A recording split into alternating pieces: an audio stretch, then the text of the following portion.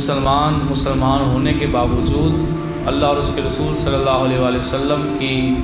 بتائی ہوئی شریعت پر عمل پیرا ہونے کا دعویٰ رکھنے کے باوجود سفر کے مہینے کو بڑا منحوس سمجھتے ہیں اور اس مہینے کے بارے میں مختلف قسم کے نظریات اپنے دلوں میں بسائے بیٹھے ہیں۔ کافروں کا یہ طریقہ ہے کہ انہوں نے سفر کا جو مہینہ تھا اس کو منحوس کہا، عرب کے کافروں نے اس کو منحوس کہا۔ اس کی وجہ کیا تھی کہ دیکھیں، ذی القعدہ، ذی الحج اور محرم، یہ 3 مہینے یہ حرمت کے مہینے ہیں، اور جب تینوں اکٹھے مہینے آتے تھے، ذی القعدہ آتا، پھر ذو الحجہ آتا اور پھر محرم آتا، تو یہ 3 مہینے عرب کے کافر جنگ نہیں کرتے تھے، چوری نہیں کرتے تھے، ڈاکہ نہیں مارتے تھے، شریف بن کے 3 مہینے وہ گزارا کرتے، اور ایک چوتھا مہینہ جو کہ رجب کا ہے وہ پہلے گزر جاتا ہے، لیکن یہ تینوں اکٹھے چونکہ آتے ہیں تو وہ ان 3 مہینوں میں جب کوئی لڑائی نہیں کرتے تھے، نہ یہ کہیں قتل کرتے، کسی کو جنگ کرتے، نہ چوری کرتے، نہ ڈاکہ مارتے، تو ان کا بھی کوئی نقصان نہ ہوتا۔ جب یہ 3 مہینے گزر جاتے، پھر سفر آتا تو یہ باہر نکلتے اور جنگیں کرتے اور چوریاں کرتے اور ڈاکے مارتے، تو ظاہر ہے جب کہیں پہ جو ہے وہ جنگ کرنے جائیں گے تو صرف اگلوں کے تو نہیں مریں گے، مرے گا تو ان کا بھی کوئی نہ کوئی، لڑائی میں تو پھر دونوں طرف سے کوئی نہ کوئی مرتا ہے۔ تو جب دونوں اطراف سے بندے مرتے تو ان کی عرب کے کافروں کے جو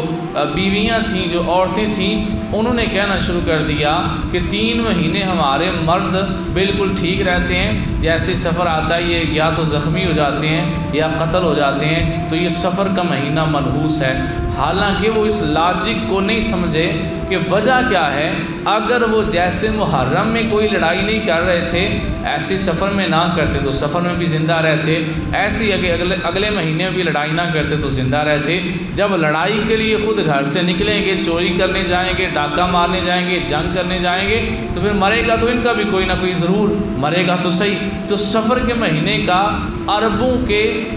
اس معاشرے میں جب کہ کفر ہوتا تھا، جب کافر ہوتے تھے، تو اس وقت کے عرب کافروں نے سفر کے مہینے کو اس وجہ سے منحوس کہا کہ اس وقت ہمارے لوگ مر جاتے ہیں۔ اب ان کی دیکھا دیکھی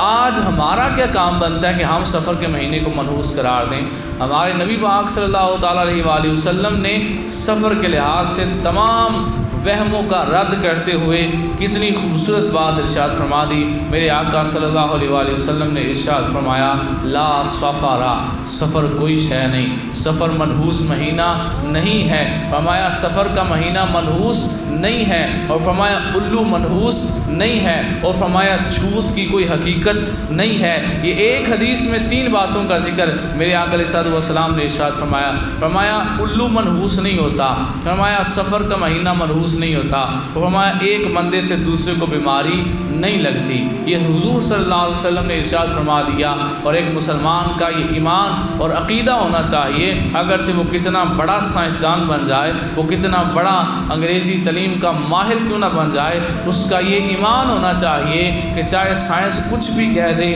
جو بات میرے نبی صلی اللہ علیہ وسلم نے ارشاد فرمائی ہے، سورج مغرب سے طلوع ہو سکتا ہے، اس بات کے الٹ کبھی نہیں ہو سکتا۔